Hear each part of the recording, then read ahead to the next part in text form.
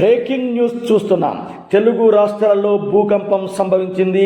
తెలుగు రాష్ట్రాలలో భూకంపం సంభవించడంతో ప్రజలు భయాందోళనకు గురయ్యారు. తెలుగు రాష్ట్రాలలో ఉదయం 7:16 4 నుండి 6 సెకండ్ల పాటు భూమి కంపించడంతో ప్రజలు భయాందోళనకు గురయ్యారు. తెలంగాణలో రెక్టార్ స్కేల్పై 5.3 తీవ్రతతో భూకంపం సంభవించిందని నేషనల్ సెంటర్ ఫర్ సిస్మాలజీ తెలిపింది.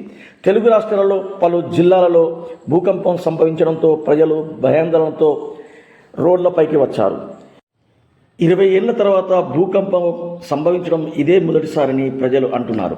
హైదరాబాద్, హన్మకొండ, ఖమ్మం, భద్రాద్రి, ములుగు, కొత్తగూడెం, గోదావరిఖని, భూపాలపల్లి, మనుగూరు, చెర్ల, చింతకాని, విజయవాడ, జగ్గయ్యపేట, చిరువూరు, గంపలగూడెం ప్రాంతాలతో పాటు తెలుగు రాష్ట్రాలలో పలు జిల్లాలలో పలు గ్రామాలలో భూకంపం సంభవించినట్లు ప్రజలు తెలిపారు.